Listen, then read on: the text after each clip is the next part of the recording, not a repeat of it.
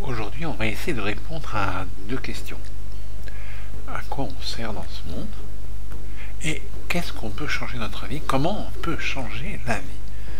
Comment on peut changer les choses dans la vie? Vous allez voir, c'est très simple. Quelquefois, vous allez sortir, vous allez au cinéma, vous allez dans une soirée, et vous allez dans votre armoire et vous changez de vêtements. Il y a des gens qui n'ont qu'un seul vêtement, mais vous allez changer de vêtements. Alors, si on parlait au niveau des réincarnations, on pourrait dire que un nouveau corps, ce sera un nouveau vêtement pour l'âme. Et que finalement, les personnes qui, lorsqu'il y a une mort ou une réincarnation, eh bien finalement, si c'est vu du point de vue de Dieu, eh bien l'âme à chaque fois elle est toujours là, sauf qu'elle change de corps. Et peut-être que on serait moins effrayé par la mort si on voyait le fil des réincarnations. Mais c'est pas tout à fait de ça qu'on va parler. Vous savez, je vous avais déjà dit dans la Kabbale, on explique que chaque corps, c'est comme une nouvelle terre. Et l'âme, c'est un arbre qu'on plante à chaque fois dans les terres nouvelles. Mais il faut donc que dans ce corps et dans l'esprit que nous avons, nous fassions au mieux.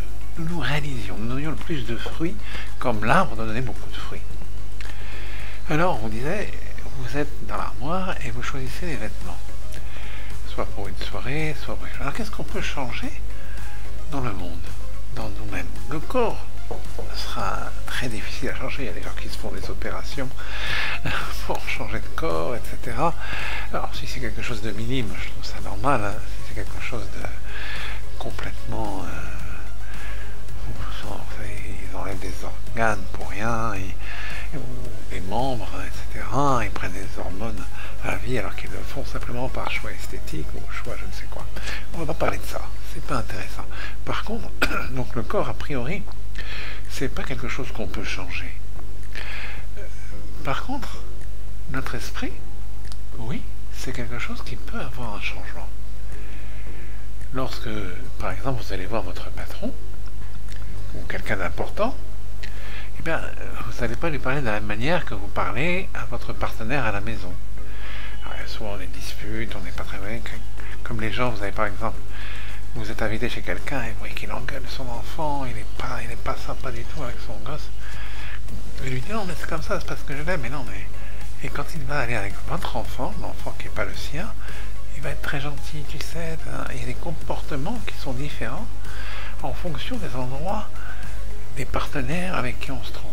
Si vous allez vous trouver avec un rendez-vous avec le président des États-Unis, ou le président de la France, ou je ne sais pas qui, alors la plupart des gens vont mettre une cravate, ils vont mettre un costume. Quand vous allez à un mariage, beaucoup de gens mettent un smoking. Alors notre esprit, il doit changer en fonction des situations. Et vous allez voir, c'est important. Alors pour ce qui est de l'histoire du changement, on va dire que le changement de notre esprit, ça va être tous ces vêtements. Et que finalement, on peut choisir quel va être l'esprit qu'on va avoir.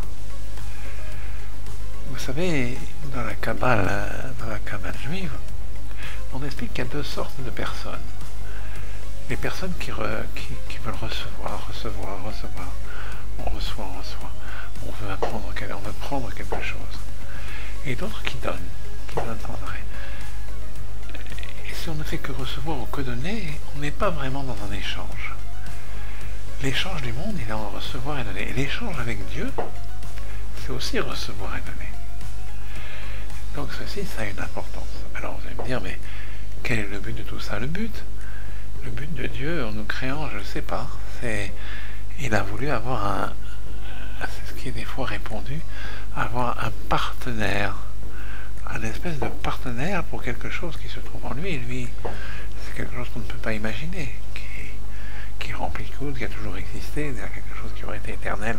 On n'arrive même pas à l'imaginer. La seule éternité qu'on arrive à imaginer, c'est celle du cercle. Mais on revient toujours au même point dans un cercle. C'est pas la même chose que Dieu. Alors, Dieu, c'est quelqu'un qui nous donne, a priori. Toutes les religions vont nous dire que c'est quelqu'un qui nous donne. Il y a des gens qui disent Dieu il est grand, Dieu il est bon, Dieu il est gentil, etc. Alors, la Kabbale, elle dit qu'on est une partie de Dieu.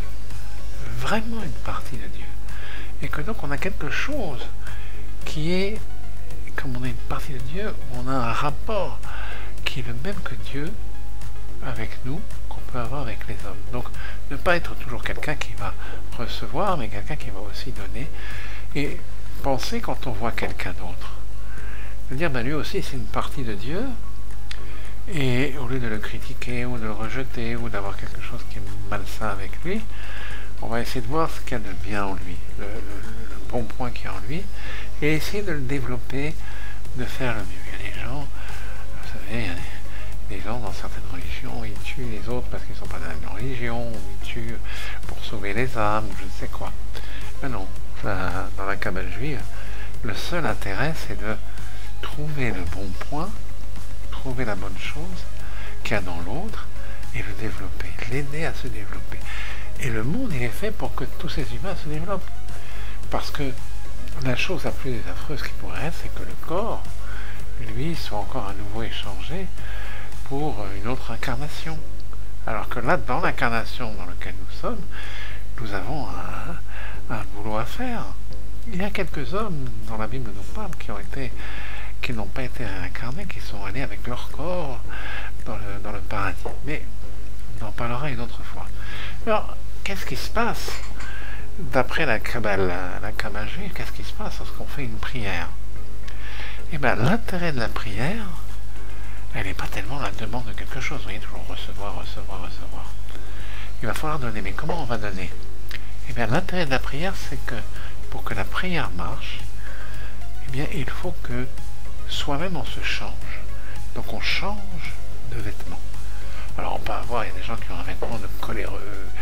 J'ai un ami, là, dernièrement, il a été en situation avec quelqu'un qui était dans une colère folle, etc. C'était n'importe quoi.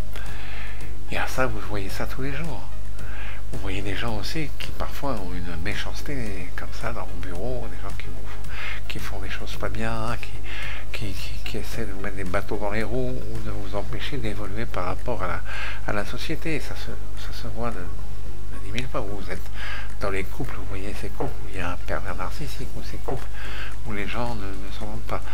Eh bien, lorsqu'il y a cette notion qu'on va prendre le vêtement qui est celui qui donne, donc on va être dans un échange, de chercher à faire évoluer l'autre, de lui donner donc une amélioration, la possibilité d'une amélioration, la possibilité d'une évolution, et bien dans ce cas, la prière va marcher grâce à cette relation à l'autre. Et si vous-même demandez quelque chose dans une prière, on peut demander n'importe quoi dans une prière, qui vont demander d'avoir une Porsche, ou une voiture, ou je sais pas quoi, ou un avion, les gens peuvent tout demander. Les enfants, il y a un enfant qui demande une orange, un enfant qui demande un petit jouet. Bon, on peut tout demander dans la vie. Quelquefois d'ailleurs, lorsque le temps a passé, on s'aperçoit que ce qu'on a demandé n'était pas si important que ça. Mais si on veut faire une demande vraiment importante, alors il faut que soi-même, on change de vêtements. On va changer de vêtements, et ce changement de vêtements, donc le changement de nous-mêmes, et c'est ça qui est important dans la prière, et si on change nous-mêmes, on est l'autre personne. Il y avait une personne qui était là, madame ou monsieur A, et on va dire madame, monsieur B. Madame, monsieur A, sa prière ne marche pas, elle n'a pas ce qu'elle désire. Si elle se transforme en madame, monsieur B, là la prière marche. Et le mieux pour faire cette transformation, c'est d'avoir cette qualité de don, qui n'empêche pas de recevoir, mais de penser à l'autre, de penser à tout ce qui est de façon de don, de la façon de don. Même s'il arrive quelquefois, il arrive des tuiles, il arrive des choses. Alors, il ne faut pas penser, oh, qu'est-ce qui est arrivé à moi? Non, on va penser d'une façon de don, qu'est-ce que je peux faire pour transformer le monde, me transformer moi? Et ce moi que je vais transformer, il va transformer le monde. Voilà. Voilà ce que je voulais vous dire sur la prière, sur le fait de ce que nous sommes. Et puis alors, je vous ai dit au début, on a trouvé le but. Le but avec Dieu, c'est d'être son interlocuteur. Il y a sûrement d'autres buts, je ne sais pas trop qu'est-ce que lui veut.